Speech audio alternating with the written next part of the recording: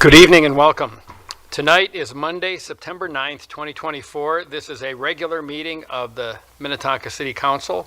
I will call this meeting to order and ask you to stand and join me in the Pledge of Allegiance. I pledge allegiance to the flag of the United States of America and to the republic for which it stands, one nation, under God, indivisible, with liberty and justice for all. Ms. England, would you please call roll? Rameli. Here. Coakley. Here. Foster Bolton. Here. Shack. Here. Wilburn. Here. Calvert. Here. Wearsome. Here. Next item is approval of the agenda, and we have an addenda. Mr. Funk. Good evening. Thank you, Mayor, Council. We do have one addenda item for your consideration this evening. That's related to item 14A, which is a concept plan for Inland Development Partners at 11800 Wayzata Boulevard. There were comments received after the publication of the staff report, and so you have those now as part of tonight's addenda. That is all, Mayor and Council, so I'll turn it back over to you for approval. All right. Council, is there a motion on the agenda as amended? Councilmember Calvert. Thank you, Mayor. I move approval of the agenda as amended. Is there a second? Councilmember Wilburn. I second. All right. We've got a motion by Councilmember Calvert and a second by Councilmember Wilburn. Ms. England, please call roll. Rameli. Yes. Coakley. Yes. Foster Bolton. Yes. Shack. Yes. Wilburn. Yes. Calvert. Yes. Wearsome. Yes, motion carries. Next item is approval of minutes, and we have one set, and that is the August 26th, 2024 regular meeting minutes. Is there any comments or a motion? Councilmember Calvert. Thank you, Mayor. I move approval of the August 26, 2024 regular meeting minutes. And a second. Councilmember Rameli. Second. All right, we've got a motion by Councilmember Calvert and a second by Councilmember Rameli. Ms. England, please call roll. Rameli. Yes. Coakley. Yes. Foster Bolton. Yes. Shack. Yes. Wilburn. Yes. Calvert. Yes. Wearsome. Yes, motion carries. Next item is special matters, and we have one. It is the Solar on Public Buildings Grant Program, and Mr. Mike Cuno is going to present on behalf of the staff, and welcome. Good to see you. Thank you. Good evening, Mayor and Council. Thanks for having me tonight. We're talking about Solar on Public Buildings Grant Program.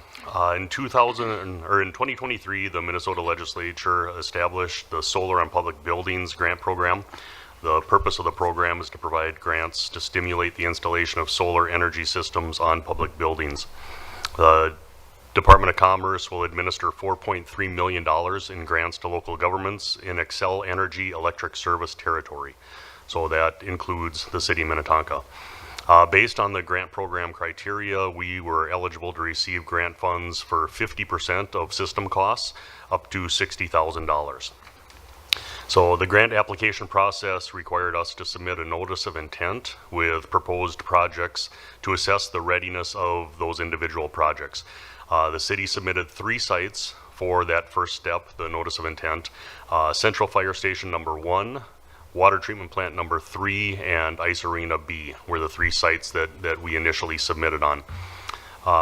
These sites were selected based on their solar readiness and available funding to complete those projects at those sites. The city received notification in July that Fire Station number 1 and Water Treatment Plant number 3 both qualified for the next step in the funding program.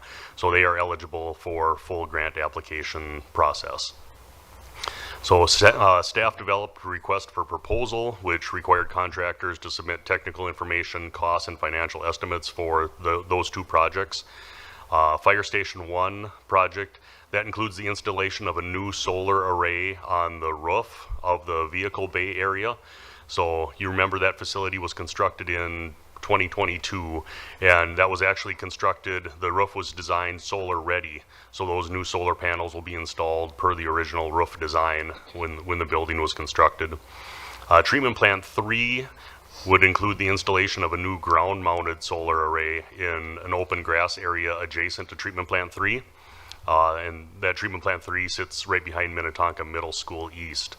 So the treatment plant has adequate space for a new ground solar array, but we'll just require some additional fencing just for security purposes around the array to install a new ground solar array there. We received 7 proposals for the fire station project and 4 for the water treatment plant project. After reviewing the proposals for qualifications, costs, equipment and workmanship warranties, service availability, monitoring systems, staff is recommending True North for the fire station project and iSolar for the water treatment plant project. So the fire station number 1, True North, proposed the lowest construction cost of $101,415.75. After the solar on public building grant funds and the federal solar elective pay tax credits of approximately $81,000 combined, our final estimated cost for that project would be $20,283, with an estimated break even of about 3.5 years of operation with that solar array. The treatment plant 3 project, iSolar, was the second low cost, but the low bidder on the treatment plant project did not include the costs to install the fence around it. So when you added that cost in, they were actually higher than iSolar's proposed cost. So, but iSolar proposed the cost of $111,132. After the grant and tax incentives of just under $89,000, the final estimated cost to the city would be $22,226 for that solar array, with an estimated break even of 4.6 years. Funding for both of those projects was included in the 2024 through 2028 CIP and can support the city's share of the cost. These projects also promote energy savings for us and support the city's sustainability goal of reducing greenhouse gases. At this time, staff is recommending to proceed with step 2 of the solar on public buildings grant application process, which includes submitting full grant applications for both of those projects. Now that we know the costs, we have all of the technical details, we can complete both of those applications. Those applications are due on September 24th, and award notifications are expected later this fall. If we're fortunate enough to receive funding for one or both of the projects, formal grant agreements will be brought back to council at an upcoming meeting.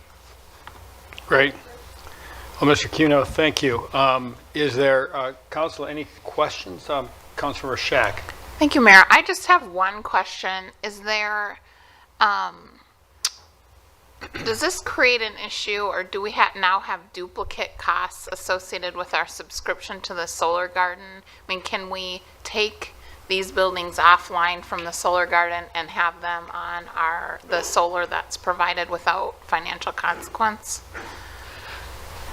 Yeah, that's a great question. So right now we have subscribed to all of the solar gardens, based on our subscription, but there are the biggest ones that we have subscribed to are not under construction, and we don't know when they will go to construction at this point. So just with the uncertainty of that and the availability of this program, it makes sense to move forward with these at this time. And we don't think there's a financial, there's not a penalty for not having if those gardens come online? Not that I'm aware of. Okay. Very good. Are there any other questions, council? So as I understand things, this is an information item and not an action item at this time, but it sounds like progress is being made and you will be back to us with a decision at a future time. Is that correct? Hopefully with good news. That's correct. Excellent. Well, thank you very much for your report. Thank you.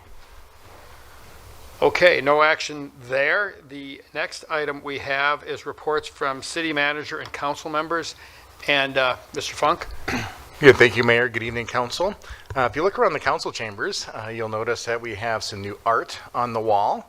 And these are original paintings by Minnesota artists that we've located here in the council chambers. You'll notice that there's other newer art in our large and small mezzanine meeting rooms, along with the Minnehaha room. And also we implement a lot of the photos that are taken by our photo contests that are handled every year, and those photos are also hung throughout some of our conference rooms. And so this is really an improvement that we had planned for a few years ago when we did our remodeling to City Hall, and it's now come to fruition. So hopefully you admire some of the new artwork that updates some of the older work that we had here in the city. And really want to say thank you to all of our artists for participating, and we're proud to hang their pieces here at the city. Speaking of the annual photo contest, we do have our 2024 annual photo contest is now live. And so we ask anyone that submits photos, and we have a number that are submitted every year, and we appreciate all of our residents that take time when they're out and about taking photos of our beautiful community. Those photos are due Wednesday, September 25th at 4:00 p.m. Photographers can submit one photo, and for more information, anyone can go to our website where there's a lot more detail on how to participate. I also want to then mention that we have coming up is our Celebrate Latine Heritage Month event at the Civic Center Park on Saturday, September 21st from 4 o'clock to 6 o'clock p.m. Our senior diversity coordinator, Jace Alexander, has been instrumental in coordinating that. So there will be music, salsa dance performances, Latino dances from a Costa Rica ballroom, and a live dance lesson. So grab something to eat, come on out, and we encourage good attendance for that event coming up. Also want to give a thank you to our public works staff and many other staff members that worked this last week Saturday at our special drop on Saturday, September 7th. That was started at 8 o'clock a.m. I know it was busy throughout the day. We had great weather for it, and appreciate the great service that our staff not only provides, but it's available for our residents. So always an event that people appreciate. And then last, I want to acknowledge one of our staff members. As you know, we like to acknowledge staff members when they achieve either a certificate or further in their education. This is to recognize our tennis manager, Felisa Restatori, who is recently named a U.S. Open Champions of Equity honoree at the United States Tennis Association here out in New York. And just a little history, this is a newly launched recognition in 2023 where the Champions of Equity honor women across the United States. There are 17 sections across the country, and our own Felicia was nominated as one of those 17 and was invited out to the U.S. Open this past week on September 5th, where she was recognized for her efforts. She was, for those that don't know her, she was a former professional tennis player who competed on the WTA Tour. She played in 3 Grand Slams, achieved a world ranking of highest of number 70 in the world, number 80 in doubles, and she's been a tennis manager at Williston since 2007. And so she was recognized for advancing equality in the sport of tennis, and we appreciate her passion and dedication for equity, and she's helped build that here not only in the city of Minnetonka, but also for the future of our next tennis generation. So with that, Mayor and Council, turn it back over to you. Thank you, Mr. Funk. Council members, do you have anything that you would like to report? Councilmember Calvert. Thank you, Mayor. I'm always so just bursting with pride almost every meeting because we have such an outstanding staff. That was a very inspiring and heartwarming and also humbling report. Tennis is a hard sport, so but what a great endeavor, and that was great. I just last week was my second of 3 energy, environment, and natural resources calls over the summer. They're generally 3 like Zoom meetings, and the last meeting we really delved into special conditions that are facing especially rural and smaller communities with water treatment and the liability that they face if they're not able to produce high quality drinking water. And there are some real challenges out there, and communities are facing legal challenges on top of the actual financial and logistical challenges of water treatment and drinking water. So I just want to say, you know, this is the Energy, Environment, and Natural Resources Committee, and one of our major focuses is drinking water. And the next meeting that we're having, we will be focusing on PFAS resolutions because it is just an increasing problem. There was a big article in the newspaper a couple of weekends ago about how the EPA actually required water treatment plants to make their sludge available for spreading on farms, and it's caused some very significant contamination with chemicals that are literally never break down and are very deadly. So we're taking a good look at our PFAS resolutions, and we'll be taking all of our resolutions to the U.S. Capitol to talk to our legislators about it in March. Thank you, Councilmember Calvert. Councilmember Coakley. Thank you, Mayor. I just want to say something about a nice gesture that my neighbor had done for me. I had 5 containers in my garage. 4 containers was the yard waste, trash, organic, and recycle. But I had 2 yard waste containers that I was trying to get picked up for a while from Republic. And I kept calling and couldn't get it picked up. And finally, I called again. This was over a span of time, like a couple years, like call. No one came. Sometimes they said it's charged. Sometimes they say we coming, and they didn't pick it up. But finally, this last time I called, cause now I had like 4 containers and really wanted the last one gone. And I'm like, I can't have another 5th container in my garage. So I had it outside of my garage, and I called, and my neighbor happened to be working for Republic. And so he called me up and he said that, hey, Kizzy, I know you, and you're north of your neighbor Joe and all of that. And I was like, oh, you're in the Brown house. And he's like, yeah. And I was like, oh, was you cutting my neighbor's yard? And he said, yeah, I was cutting Joe's yard. So anyways, he worked for Republic, and he was responsible for picking up the containers. And he said, yes, there has been some problems with picking up containers, and just assured me that he would come up and pick it up. And he did. He came on an off day. I left a container out, and he came and picked it up, and it was full of yard waste. And so I told him that I would give a shout out to him for that, because I thought that was really sweet. And I had just been calling for a while, and I just really appreciate it. So yeah, thank you. Thank you. Any other comments from council members? All right, I've got a couple, and one is I just wanted to acknowledge and extend our condolences to the city of St. Louis Park and the people and the families, the people at Methodist Hospital, and the families of people who were killed and injured in the horrific accident at Park Tavern. So I wanted to acknowledge that and call attention to it. And then I had to throw a little comment in too. But, we've got a cannabis law coming forward. I'm concerned that, we're making intoxicants more easily and readily available in our society and in our cities. And, I think that there are good reasons for some of the laws that have been passed, but we also have to understand that there are unintended consequences. And that is that we're going to have more intoxicated people, not fewer.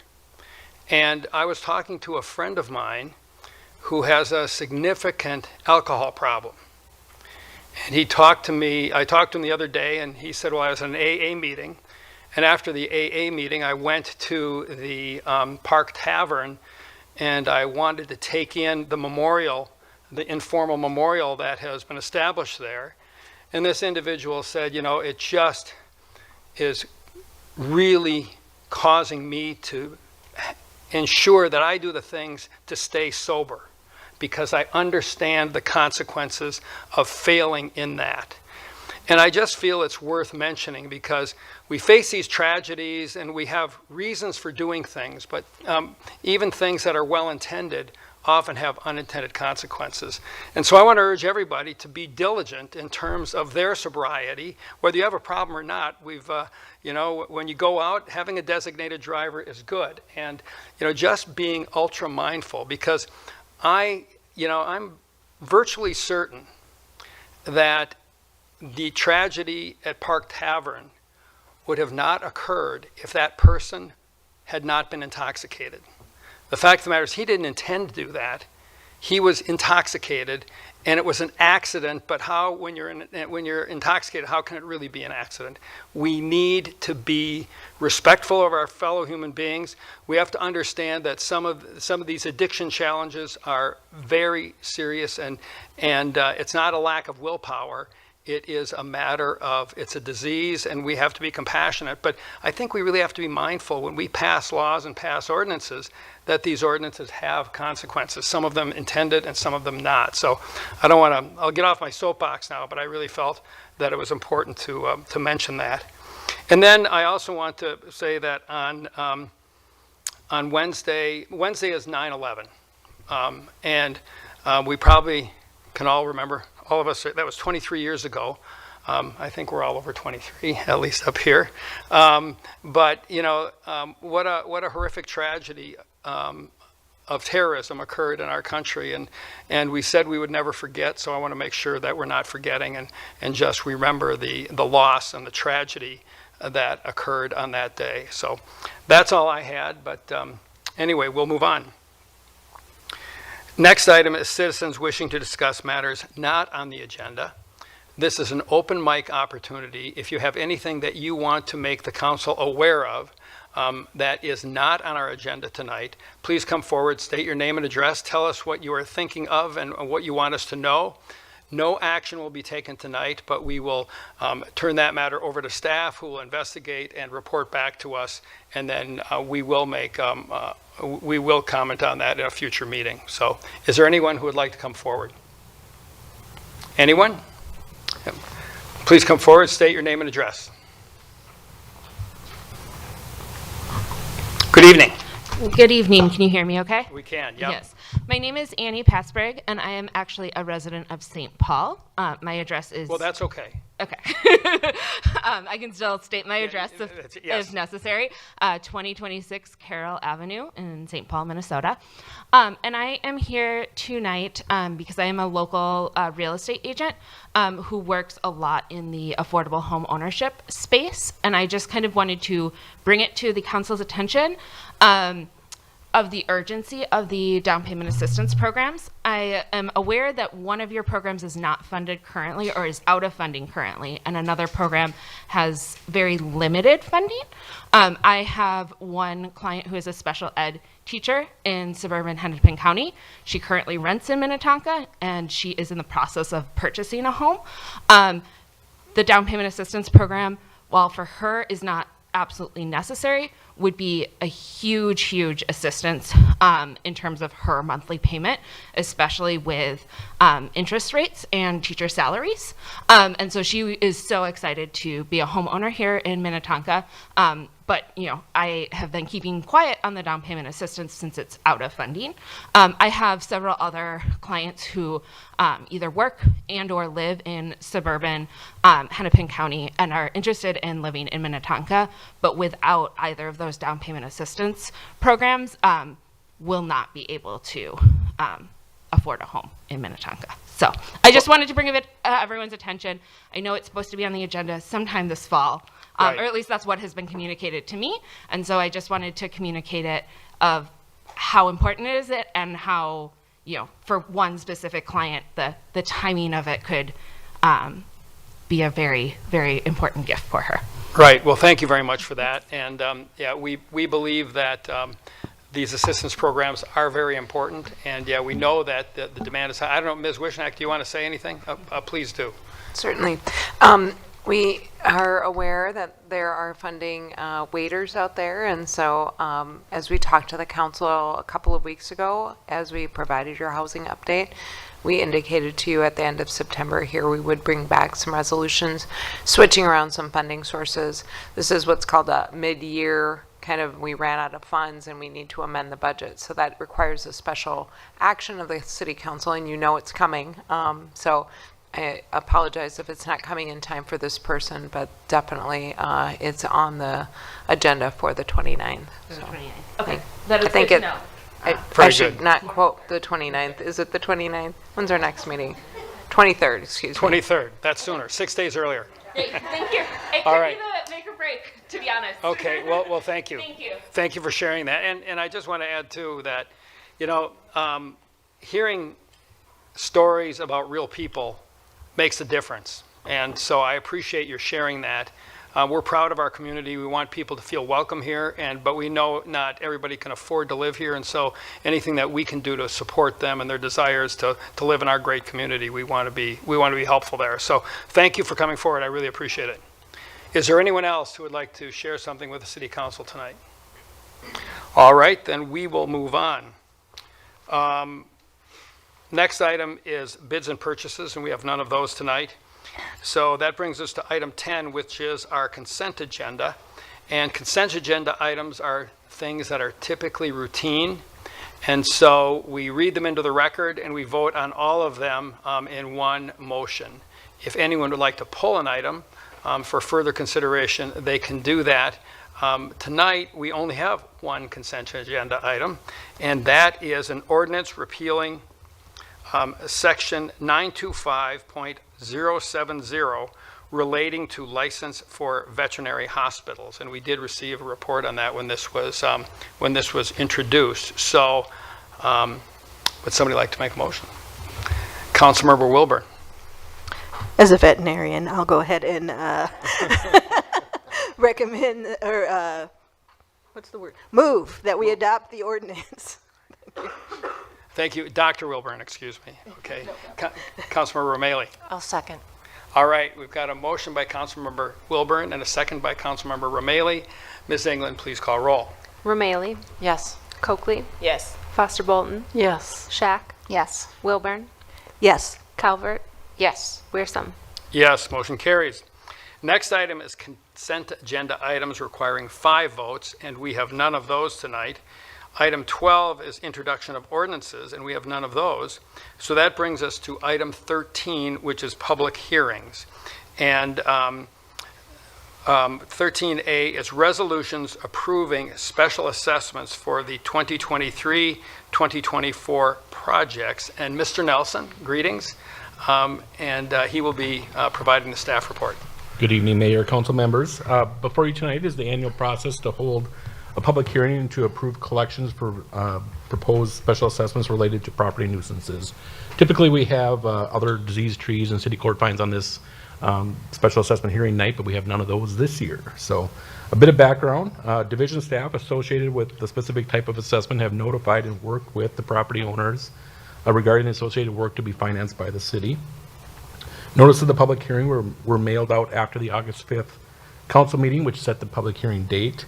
And property owners will have 30 days to pay or partially pay their assessments interest-free. We have a total of 6 assessments this year, 5 one-year assessments totaling $945, and then we have 1 3-year assessment totaling $1,149.75. The interest rate on these assessments is 8.5%, and that is based off the U.S. prime rate as of today. And staff has received no appeal notification as of from any party at this point in time.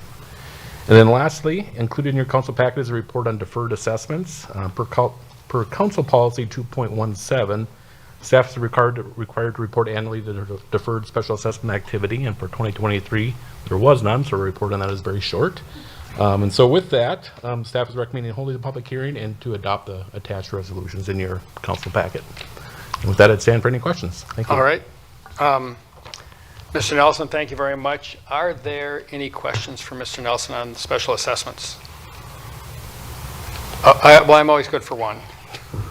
What was our interest rate last year? Because we know interest rates have gone up, and so 8.5 is as high as I remember in some time. Do you remember what it was last year was 8.25%. Okay, So not too big an increase. right, and in hopefully a couple weeks or a week or so, or when the feds meet next, it would actually Yes. be lower. But for this year, they will be 8.5% for, we base that off the prime rate. Right. When we set the public hearing date on that end of it. Very So- good.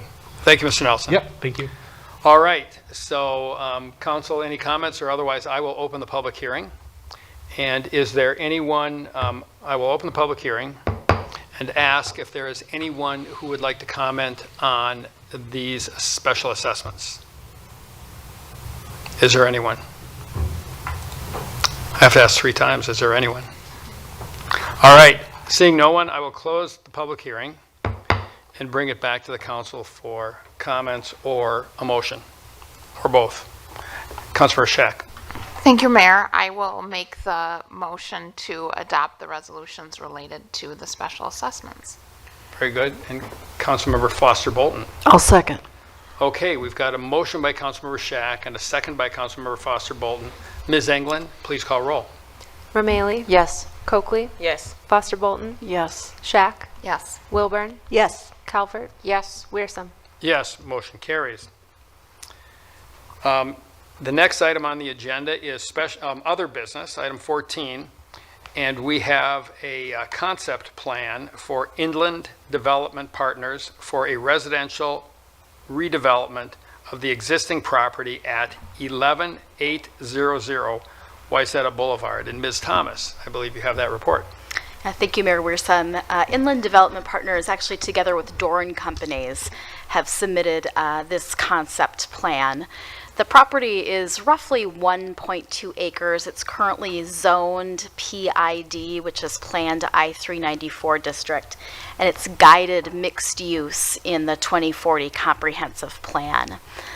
The concept plan contemplates removal of the existing office building and construction of 26 three-story residential rental townhomes. Those townhomes would be situated along a central north-south access drive. In concept, the proposed development would have a density of about 22 units per acre. That would be within the range of existing multifamily development occurring in the area and within the site's existing mixed-use guidance. Actually, residential density of anywhere from less than 1 unit per acre to up to 100 units per acre would be allowed within a mixed use technically. The development group did host a neighborhood meeting back on August 7th, and the existing residents in the neighborhood who attended that meeting generally expressed that, again, in concept, a townhome development would certainly be preferred to another apartment building in the neighborhood, and that the townhomes themselves were attractive in design. But there was some concern about the lack of green space in the concept, as well as the number of parking stalls, concern about the rate of parking per townhome. The concept was then presented to the Planning Commission on August 15th, and at that meeting, members of the public again reiterated those comments from the neighborhood meeting, but they also raised a few new points. Concern about potential impact to the vegetated buffer to the north, concern about rental versus owner-occupied townhomes, and then just this unknown of traffic and parking associated with the Marsh Run 2 apartment building that's currently under construction. For its part, the Planning Commission generally commented again that the residential design was certainly attractive. Individual commissioners did note that it would be difficult to perform an accurate traffic analysis before Marsh Run 2 was open or occupied. I would note that, as was the case for the Burke and Marsh Run 2, and as is the case for any proposal where we have a change in use type, in this case from an office use to a residential use, staff would require that a traffic study be done for the proposal if this were to move forward to a development formal application. Commissioners, certainly one commissioner, maybe two, suggested that the concept felt a little bit tight for the site in terms of setbacks, obtrusive in the area, and that parking was already a concern in the area, and there was a concern with this concept. Following the commission meeting then, the developer, or the development group I should say, went back and looked at their concept and tweaked it a little bit and is proposing a revised, I shouldn't say proposing, again, this isn't a development application. They're presenting to you a concept slightly revised here this evening. The revised concept still contemplates those 26 units still arranged along a north-south central drive, but the change in the concept is an increased depth in the buildings themselves and a narrowing of the internal drive. And in combination, what that does is allows for 3 garage stalls per townhome unit. There would be 2 side-by-side spaces and then 1 tandem space.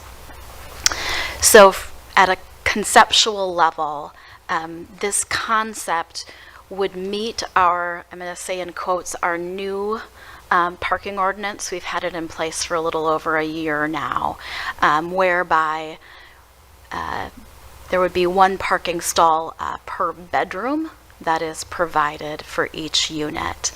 I would also note that the Burke and Marsh Run 2 were both approved under the old ordinance.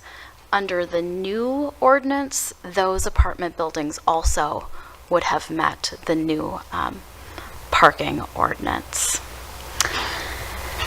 As the council is aware, the concept plan review process is just a feedback process. That's what we're looking for here this evening. It's not a process under which staff can answer real detailed questions because we don't have detailed plans. We haven't done a detailed analysis. This evening, we're hoping as staff and the development group, again, for your feedback, big picture, and hoping that you can answer 3 questions for us. Is there merit for this concept to proceed to formal review? If yes, why? If not, why? And what would make this particular concept better? And with that, I would turn it back to the mayor. Thank you very much, Ms. Thomas. I appreciate your report. And I've got a few things that I'll comment on, and then we will invite the applicant to come forward to make their report, and then we'll bring it back to the council. So, concept reviews are kind of a new thing, and it's been a little bit of a learning process for both staff and perhaps more for the council.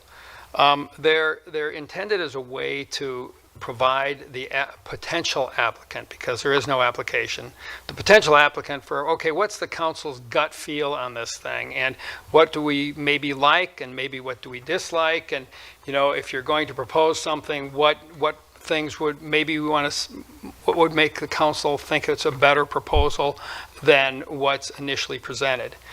And it's supposed to be an informational conversation between the proposer and the council. And I frequently say, well, council, any questions? Well, we're not going to have questions tonight because this isn't a formal proposal. It's a matter for us to kind of just share our gut feel and talk about what we think of what we think about the concept. And I have a long business career. I was in new products for a long time, and we always start the new product development process with you create concepts, and then you get consumer feedback on concepts, because concepts are a lot cheaper than going to R&D or buildings and saying, okay, now do you like it or dislike it? It's a good way to get feedback very early in the process and change things. And when I was new on the council, which was a long time ago, one of the things learnings and one of the things that concerned me is that by the time the council was presented with a proposal, the perception among residents was that, well, the train has left the station. Whatever I say isn't going to matter. It's going to get approved, and my input is not going to matter. So I talked to staff, and it wasn't just me, but we talked about, okay, how can we get the train closer to the station before people start learning about it? And that's how we came up with this concept review process. But then the problem was, when we first did our first few, the council indicated they liked it or they didn't like it. But then the developer walked away. Oh, well, they like it, so I'm going to just propose that, and it's been pre-approved. And in reality, it wasn't pre-approved. And so there's a little bit of an art to this, and that we want to have this conversation. We want to share information. But at the same time, I don't think we're not approving anything. And we will get a lot more, if this comes forward, and that's not a certainty, but if it does, we will get a lot more input. And when we get input, we probably change some of our perspectives on some of the things that we may have told you tonight. But that's part of the process. It's a give and take process. We want to be fair to developers. We want to be fair to residents. And so this is a little bit different than the script I was given, but you know, the real idea here is that we want to have a conversation and talk about things that could go forward, and also talk about things that we're concerned about. So you know, we got the report from Ms. Thomas. And I will now ask the applicant if they'd like to come forward and share your thinking with us, and then we will take it from there. Good evening. Good evening, Mayor, council members. Thanks for your time tonight. I'm August Brueggemann. I'm with Inland Development Partners. Our address is 100 Lake Street West, Suite 200 in Wayzata, Minnesota. I'm Director of Development with Inland Development Partners, and just wanted to say thanks to staff for all their input thus far. And I'm going off script a little bit. I just wanted to say I appreciate what you said, Mayor, about the collaborative nature of this process. Inland and Doran, as our partners, we're a collaboration first developer, and one thing that we reminded those that attended the neighborhood meeting about a month ago was you're going to have at least 5 opportunities for your voices to be heard on this project and to have your input. So if they couldn't make it to that meeting, there were plenty more opportunities like tonight for them to have their voices heard. So at risk of being a little bit redundant, I'm just going to go through a few notes about the project and our approach to the development, and then I'll introduce Ben and we'll take it from there. So we're a local developer. We're based in Wayzata. All of our projects are Twin Cities based. Our goal for each project is to be the best possible neighbors and deliver a project the community and future residents are proud of. Bringing density to this area also, we think, will help support businesses around Ridgedale as well as the public library. And we really enjoyed our neighborhood meeting and appreciated the feedback that we've gotten thus far. A little bit more information on the project is as follows. We understand that we would potentially make 3 applications. The first one being site and building plan approval, a master development plan, as well as a rezoning plan. Again, the site is 1.2 acres, and as part of our proposal, the existing building would be removed. It's a 1980s era office building currently. 26 rental townhomes is what we're currently proposing. There's 4 buildings, as you can see. There's 7 units in 2 of them and 6 in the other. They're front to back oriented, meaning there's a front door and a rear garage. And there will be only neighbors to your left and right in this situation. So, and the majority of the parking will be interior based, accessed only through the private drive to each garage. They're 3-level units, 36 feet in height, and same as the surrounding townhomes. They're all 3-bed, 2.5 bath, about 1,800 square feet. And there's 1 private parking stall per bedroom in the unit. So that's 3 total parking stalls per unit in the garages. We plan to start construction, if we're approved, in the spring of 2025. That's based on working through this process with you all, as well as existing lease terms with the office tenants in the buildings. There's some termination clauses that we need to follow there. So spring of 25 is what we're currently targeting. We anticipate construction will be 12 to 14 months. In terms of piling, these structures aren't that heavy, so there won't be any deep piles with these, as the construction is slab on grade. And then in terms of delivery of materials, we use a process called just-in-time delivery of materials. So all the materials that will be used to construct the units, they won't be delivered months in advance of when they'll be needed. They'll be delivered and utilized within a short period of time. In terms of providing affordable housing, we are meeting what we believe to be the city guidance, which is 10% of units at 60% AMI, with a minimum of 5% at 50%. So that's 3 units total out of 26 proposed units. So we initially planned to be before you guys at the last meeting, but following some feedback that we got from the Planning Commission as well as from the neighborhood meeting, we wanted to go back to the drawing board, make some of the tweaks that staff outlined for you already, and come back to you with the best possible proposal. So here we are. You'll see, I'd like to point out here in the middle of the site plan, you can see there's some short-term delivery-only parking stalls. The thought behind that was to alleviate parking or any congestion on Fairfield Road. So for the likes of Amazon, USPS who are dropping off packages, we don't want them stopping on Fairfield and narrowing that road, making it more dangerous. We wanted them to pull off onto our private property and deliver packages to the residents of the property. So we did that. We also are going to be working with the same management company, which is called Whitecap Management. They manage the Burke as well as Marsh Run 2 that's under construction right now.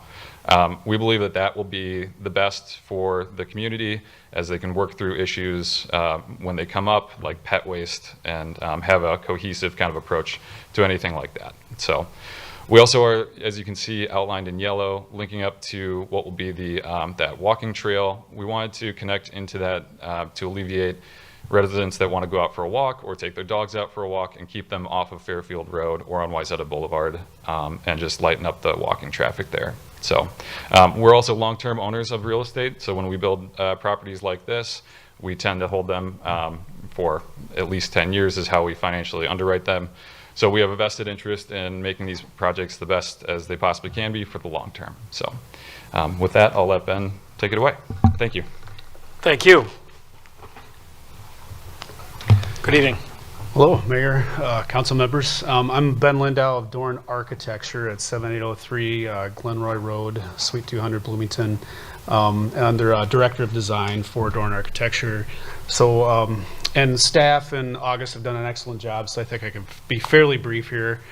So with the overall site plan and placemaking, there's really two main urban things that we're trying to do here with the design, and that is the established PID zoning that's in place where with the shopping center and the Burke and Marsh 2 and this, it's meant to be designed more like a village where it's walkable, it's connected with those walkable pieces.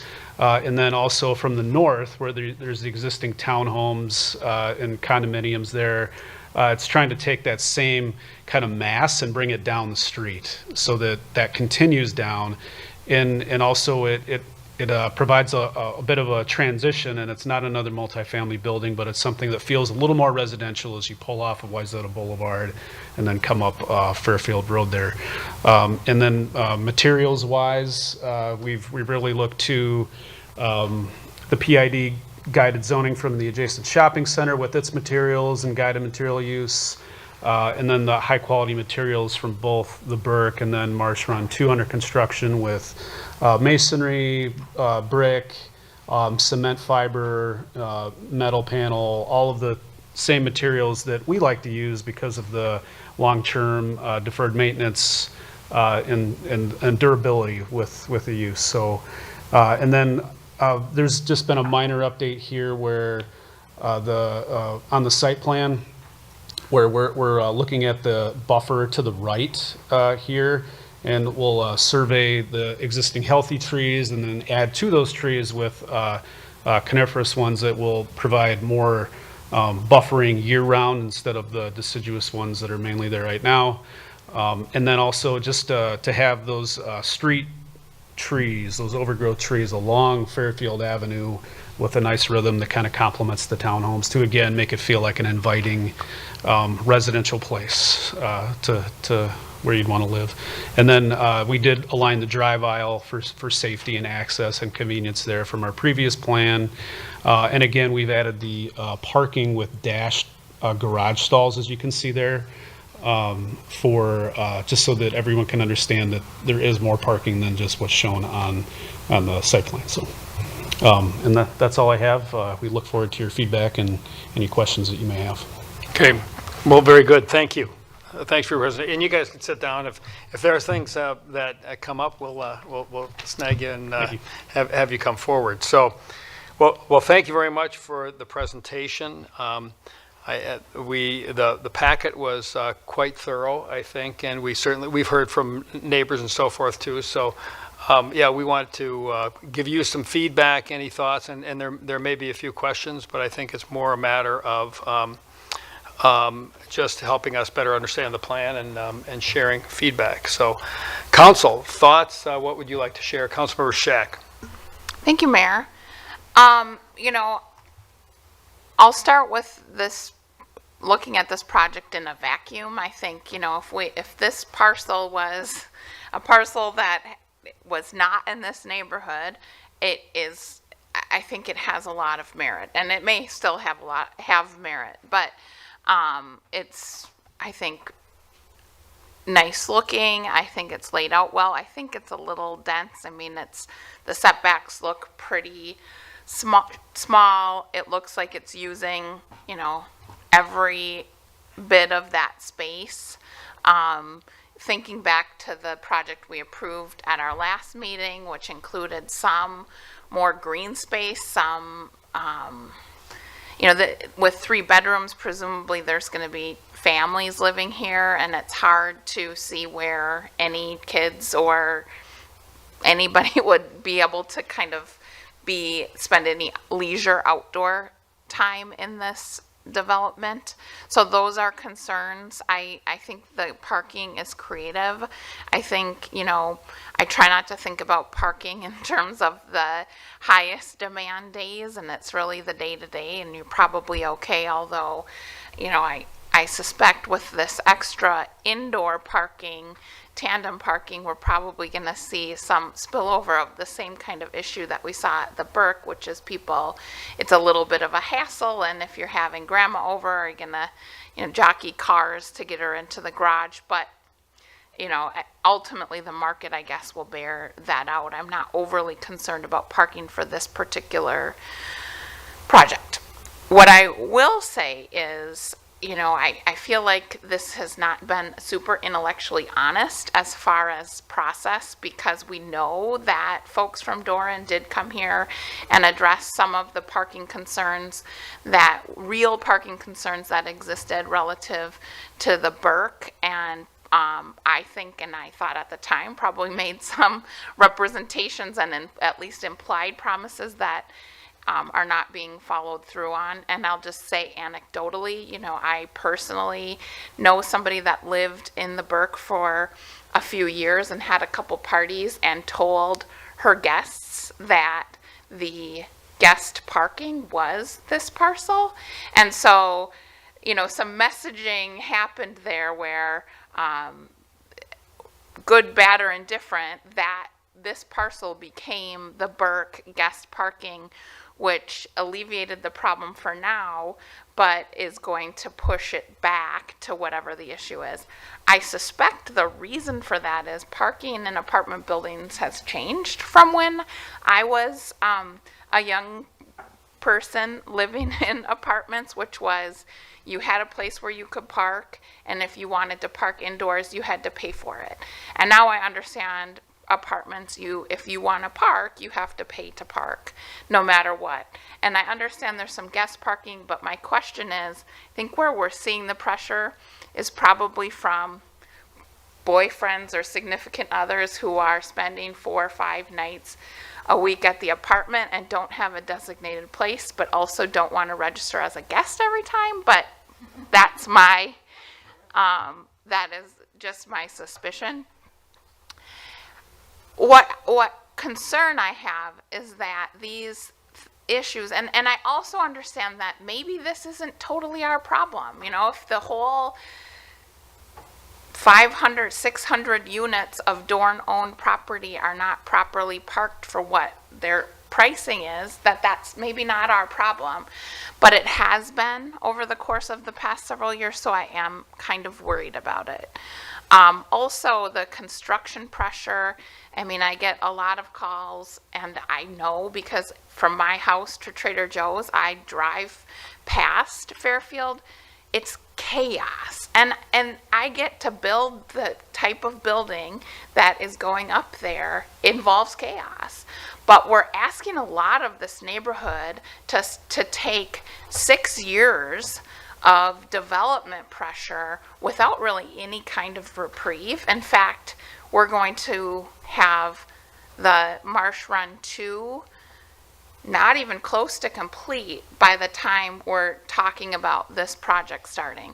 So one of the things we talk about as a council is, we don't want to be in a position where we're putting all the density in one place. We want to try to find ways to spread it out. Of course, the Ridgedale area is an obvious place. The Opus area is an obvious place. It's going to take more pressure.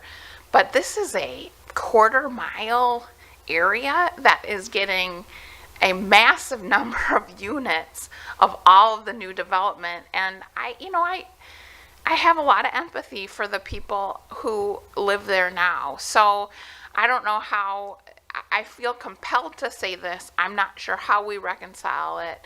I think it's nice. I mean, I think it's fine. But boy, is Doran asking a lot of the city of Minnetonka in coming to us with this so quickly while the building of Marsh Run 2 is in process. Thank you. And Council, if you'll indulge me, I have one question that I'd like to ask of the applicant because I think it's relevant to your consideration. And that is, these are 3-bedroom, multi-level townhome units, rental. Who is your target audience? Because clearly, whoever, your intended marketing audience will impact our comments. I mean, I don't think you're looking for people my age and older. I think but I'd like to understand that because that will have an impact on our comments. If you're looking for families with kids, okay, our comments may be one set. If you're looking for people who are young professionals and people who are just getting out of college who may have roommates, things, okay, our questions will be different. So if you can answer that question, I think it would be helpful as we discuss it. No, appreciate the question and appreciate your comments, Councilmember Shack. Obviously, we never know who's going to be the renters, and we're an equal opportunity renter, and those are the laws that our management company abides by. So we don't know, but if we were to predict, just in the way that you all may guess, young families and young professionals are likely target demographics for who may be attracted to a property like this. So, Great. Yeah. I'm a marketer, so I always have a target audience, but I don't, if other people who are not in my target audience want to buy my product, it's okay with me. Absolutely. Yep, absolutely. Very good. Thanks. Thank you for that. Other comments, council members? Councilmember Wilburn.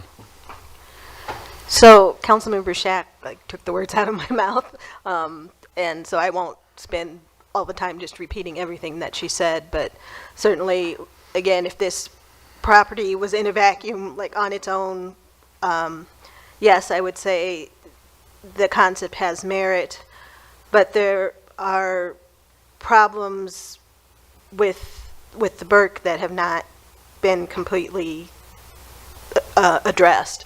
So in addition to the parking and what was said about using this space for parking, there's also the problem with pets and people from Burke still using the neighboring townhomes for their pets and not cleaning up behind their pets. And then again, everything else that Councilmember Shack said, I agree with. I tend to be a fan of density where it makes sense. So the amount of density doesn't bother me too much, although, again, I did think about where are the kids going to play if you have a young family. So, yeah, that's it. Very good. Councilmember Mailey? Yeah, I actually walked the site today and drove by, and I understand that there is a playground, there is a park that's not that far. That said, though, as many of us up here are moms or have been mothers to small children, you're not necessarily as keen to pile everybody into the car and have to drive because it's not super walkable with young kids. It would, I'm a little concerned about the lack of green space or amenities. Like you have the Burke, you have some of the other, the Marsh 2 that are going to have amenity decks and things like that, and this is not. And it would be one thing if you were a homeowner, if these were going to be owner townhomes, then, I think it's somewhat different than having rental townhomes and not having those amenity decks. So that, to me, is the difference as to, I believe, most of the townhomes to the north, Julie, correct me if I'm wrong, are owner townhomes. Is that correct? We actually don't regulate whether or not somebody rents or owns their townhome. So there's not, they're just proposing a certain package, but at some point, could they subdivide it and have ownership product? Yes. So, Yeah, no, I'm not yeah. saying that. I'm just saying the ones that are currently existing now to the north. I didn't know. There I are renters and both. Okay, mixed.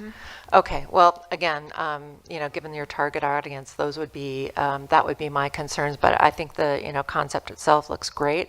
I like the idea of having, kind of breaking up those multi-unit buildings with kind of a smaller, lower footprint and facade. I think that helps kind of create a more diversified, kind of like you said, village feel, which I appreciate. So I don't know if it's possible to do something like, remove one building, create, amenities. I know that's not obviously your desired direction. You want to maximize profitability for obvious reasons, but I would be a lot more happy about that, I think, if we saw that. Councilmember Coakley and then Councilmember Foster. Thank you, Mayor. So I think the concept is nice. Looking at the townhomes, it's 3 bedrooms. I know we talk about in Minnetonka a lot about having large units. It meets that. When I think about families, I always go back to my family when my mom had like 7 kids. We go to her house now in Coon Rapids. There's always like 5, 6 cars there. We got to park on the street, park on the side street, park up the street. And so when I think about a family 3-bedroom, usually you have 2 to 3 people, well, 2 people in the bedroom. When my mom, she had 2 kids per room, so it was kind of like that. So I'm thinking about like if you have, a family there, maybe with some teenagers, or even just someone who had a shared roommate situation, I can see it being more than 3 cars. And I know that you have parking space for three cars, but also thinking about if there's friends over, if there's barbecues. I know we have barbecues all the time, and so there's always not enough space. So just thinking about the car space, making sure there's enough parking, and then also, the playground or somewhere for families to be, even if it's like a little gazebo space, something like that. I think would be nice, because when you have townhomes, I used to live in a townhome, and matter of fact, it was a 3-bedroom. I've stayed in 2 townhomes back in Cottage Grove and then one in Brooklyn Park, and it was a 3-bedroom. I remember that, and we never had enough parking space when my family came over. I did a lot of barbecues, and that always was a problem. They had additional park. I think I had a 2-car garage and additional space, but when you have family come over, again, from a large family, you tend to not have enough parking. And so just thinking about that. And then, some of the I believe 2 of the townhomes, well, one of the townhomes I lived in had gazebo. So I think gazebo or something like that where people can hang out, versus not having space like that, green space. And then maybe, like they said, maybe a playground area if there's families there. I think it would be nice. But otherwise, I love the idea of, you have 3 affordable units there. I love that. And then it's large units. I think it's really nice. And so I appreciate that work. So thank you. Councilmember Foster Bolton. Yeah, I agree with what Rebecca and Dr. Wilburn said too about the Burke and about that problem not being solved. And that I was over there too, and it is chaos. And and I read somewhere that the rent was going to be around $4,000 a month. And so my sons rented a place close to that. There's no way he had to have at least 2 other roommates to afford that. And so we're talking roommates and girlfriends, and they ran into that problem. So it's, you talked about it being a village, but without green space and without places for kids, that doesn't seem very villagey to me. But they're cute, the places themselves, and I like all the design, and that looks great, but I just don't see it being very villagey, really. Thank you, Councilmember Calvert. Thank you, Mayor. So I want to preface my comments by saying that, Doran has a history of being willing to work with staff and also trying to listen to the neighborhood to, meet their needs and demands and desires. Sometimes they hit the mark and sometimes they don't, but I know they've been good for staff to work with, and they're a very well-respected developer, and they make products that people enjoy living in, and they've built some projects here in Minnetonka that people really love living in. And so I wanted to start with, I'll start with my comments in terms of in a vacuum. So in a vacuum, there are some things to recommend this project. I like the design, I like the pitched roof, I like that there is, that the materials are in concert with the rest of the buildings, that, especially the ones that have just been built. I like the size of the units. I like the trail, which I think is good. In general, I like the placement of the drive and the reasons for placing the drive across from the drive at the Burke. I think that's good forethought. I also know that the trail, we have all received, I'm sure, pictures of the bright green dog waste bags which adorn the trails and sidewalks in the neighborhood. And that's just from the people that are at least good enough to bag up the dog waste.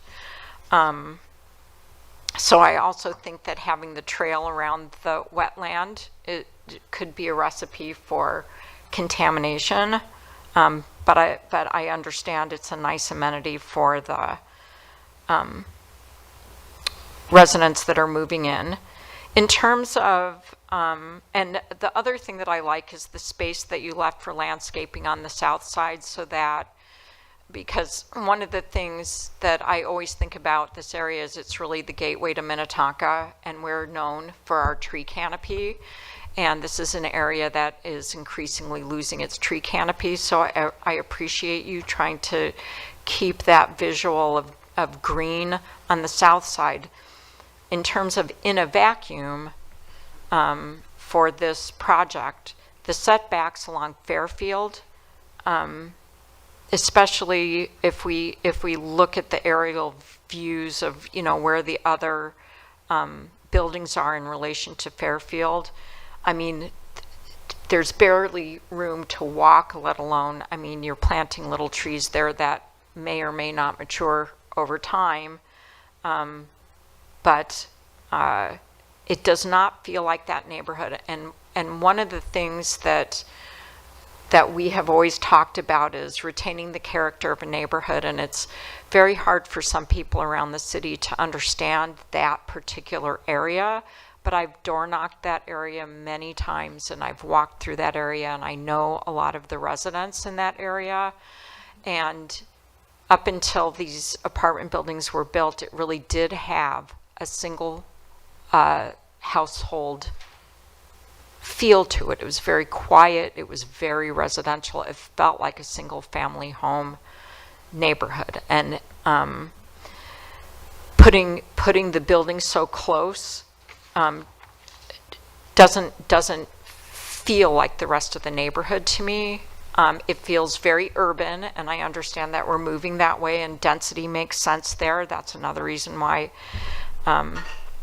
it has merit. But I did listen to the Planning Commission meeting, and I tended to agree with Commissioner Maxwell, who had observed that maybe not breaking up the building.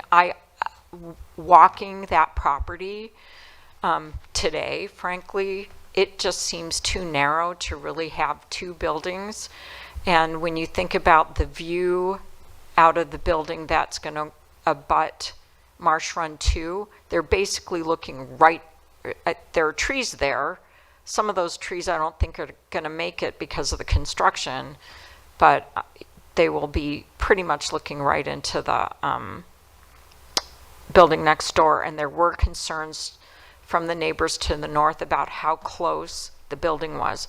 Another thing that I thought was good was sort of the scale of the buildings. It does fit in with the townhomes there, and I know they appreciated it. So I appreciated sort of the height and just the design in general. But the tree loss, the buffer, the lack of green space, it just seems, and the parking really is a concern. And I just think about who can afford it to move into a place like that for $4,000 a month. And it's probably going to be people with roommates and partners. And so I just don't think, and I do have to just reiterate that there was a little, I think, intellectual dishonesty, as Councilmember Shack put it, because when asked, the Doran representative said, we don't have plans to develop that parcel at this time. So technically true. There probably were no plans in hand. I think a more intellectually honest thing to have said would have been, we plan to develop it, but we don't have plans in hand at the moment. Just to be honest with the neighbors, and my heart goes out to the people that live in the townhomes, because it has been, they lived in this quiet neighborhood and they have put up with some really intense construction for years. And some of that construction involved pilings. And I know that this particular project is just slab on grade, so it won't be the vibrations and the banging the same way as Marsh Run 2. But those poor people have lived, some of them have lived there for decades, and I think that they're absorbing a lot of the problems that the developments cause, the dog waste, the parking issues, just the use of the infrastructure there that they pay for with their HOA dues. And so I just, I want to make it right. I also looked at the parking situation at the Burke today, so not in a vacuum. And, there is signage about what you need to do to park underground. And I've been trying to think, it's around the corner from the office where the parking is. So it's like you drive up, I have to register. You get out of your car, you go to the front desk, you register, get back in your car, drive around the corner, and go in the underground parking. And if you're visiting your girlfriend or boyfriend or your partner or your friend every day, it probably is a little, I don't know, you feel a little sheepish about it if you're spending a lot of time over there and you're like overnighting it. So I don't know how we solve for that. And I really appreciate the work that you did on the garage parking there.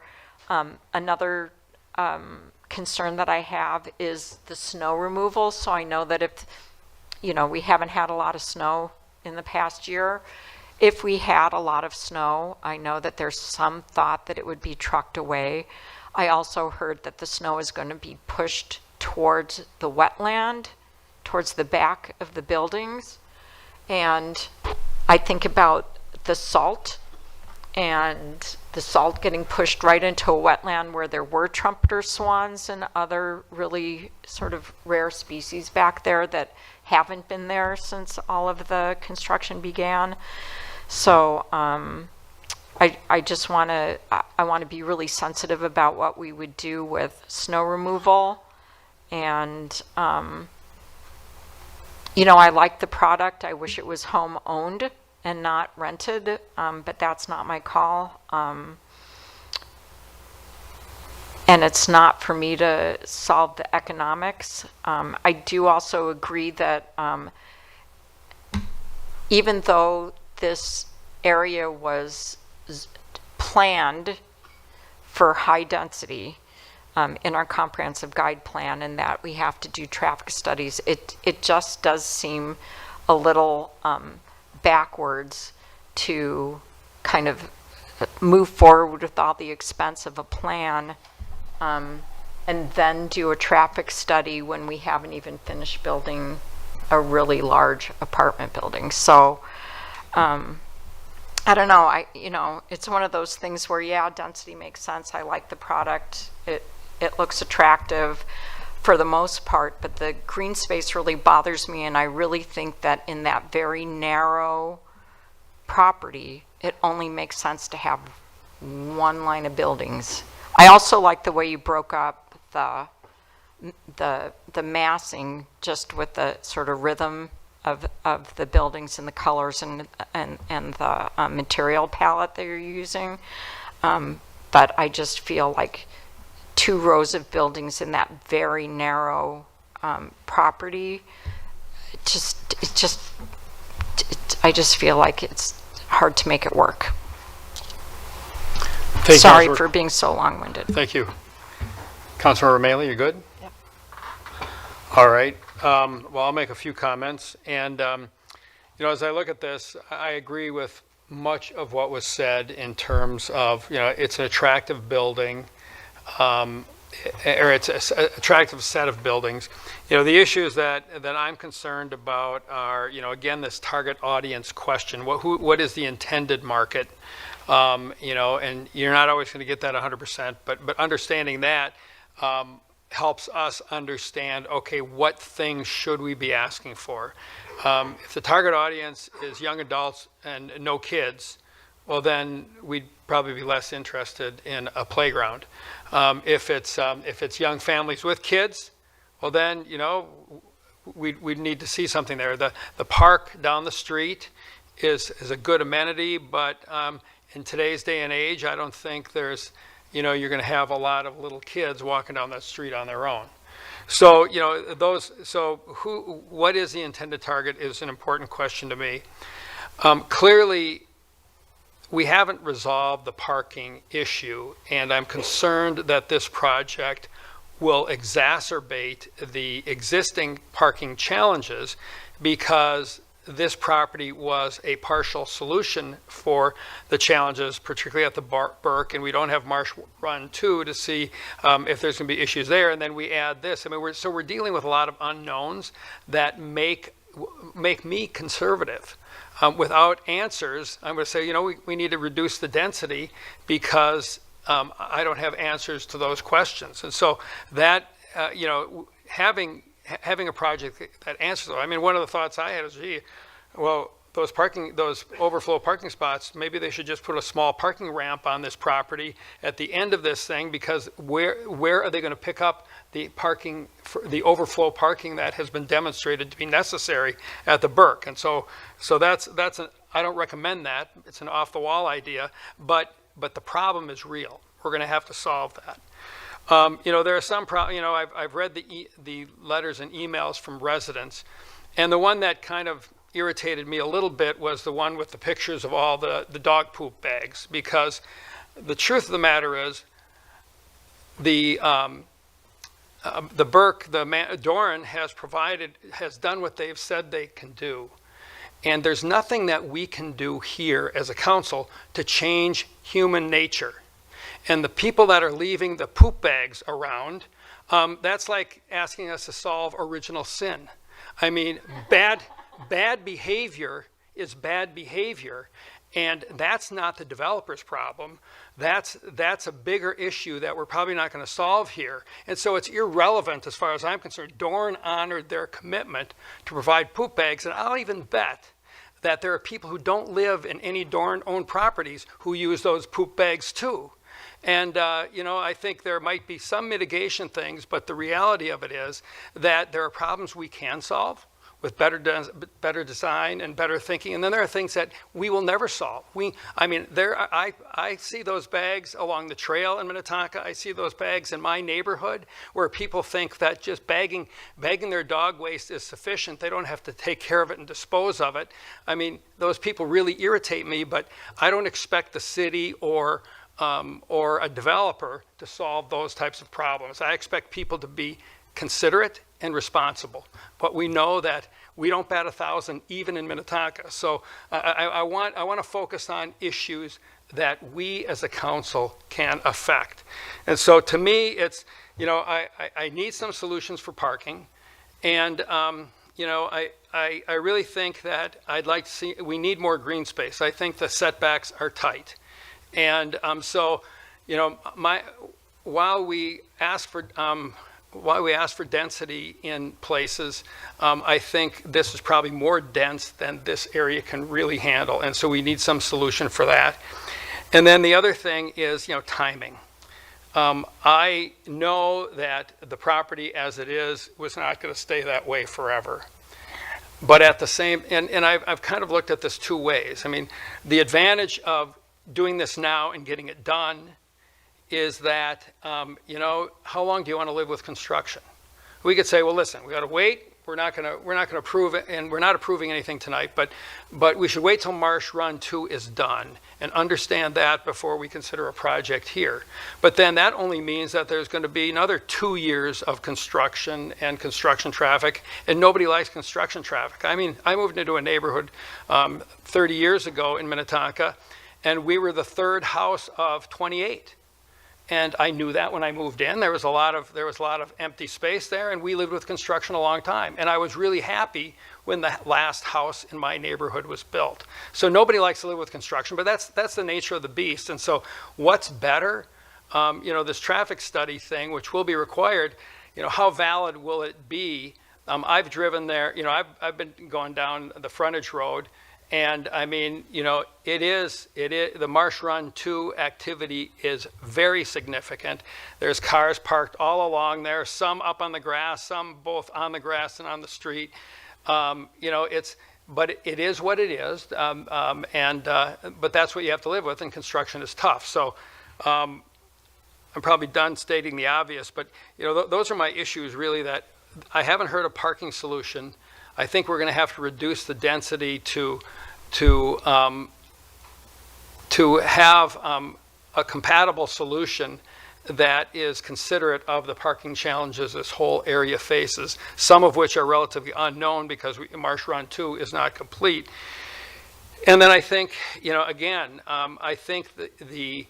I think understanding your target audience and then having a plan that comes forward that represents that.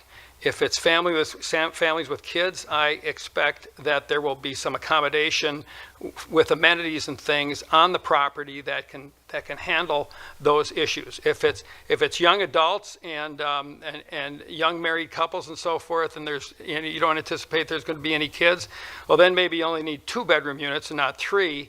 And there are just different things. And so this is a concept. I wanted to give you my feedback, but I think that these things need to be thought through because physically the buildings, in my view, when I go through that neighborhood and look at some of the stuff that was there before the Burke, this plan is not incompatible with what's existing there. I do believe that the nature of the neighborhood has changed because we've got 2 large apartment buildings there now, but this really fits pretty well.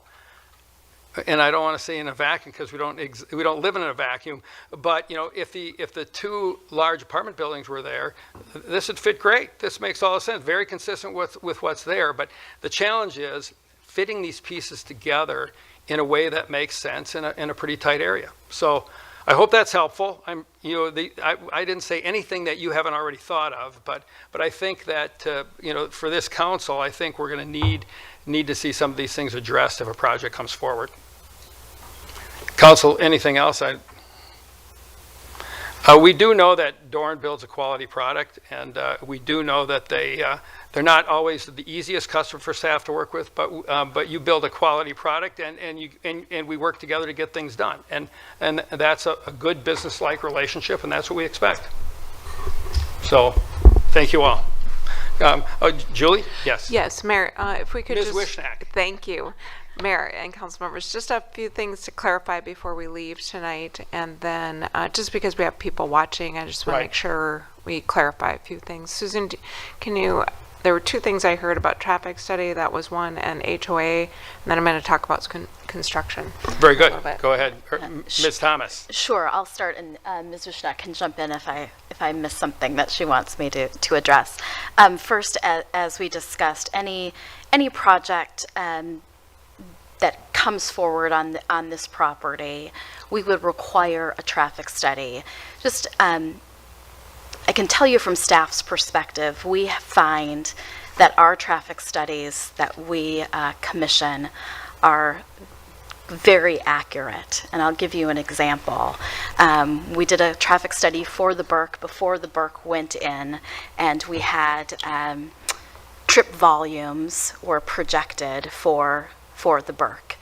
And then several years later, when the Marsh Run 2 was proposed, we had a traffic study done for that, and the consultant went out and took trip counts again and found that the trips that were being generated by the now occupied Burke were actually less than they had projected for the Burke. So those projections that they had were even conservative. So we are very confident in the consultant that we use for our traffic reports. So that said, but we did hear tonight that, again, whatever comes forward for this property, either in the short term or the long term, we will need to look at some type of kind of holistic parking analysis for the area. That's what I heard from the council. Then in terms of the HOA, this has come up several times as we look at the Burke and Marsh Run 2, and now again. There is an incorrect assumption that the trail system that runs behind the gables, which are the townhomes on the east side, that the homeowners association there for the gables maintains that trail system and is responsible for maintaining it and for funding the maintenance of that. That trail system and the property on which those trails exist is actually owned by CSM, which is the commercial property owner. They maintain those trails, and they're responsible for the costs associated with their maintenance. So I just want to make sure we get that on the public record. And then finally, just some thoughts about construction. I obviously am a little upset when people call it chaos. I do think that it's a large project in the area, so the types of vehicles and the number of vehicles you see there on a daily basis is part of normal and typical construction in the city. So nothing that's occurring on the site is atypical, so I want to be sure I say that. However, there have been complaints about start times, and the city is monitoring start times. They have been compliant with their start times. Thank you for the cooperation on that.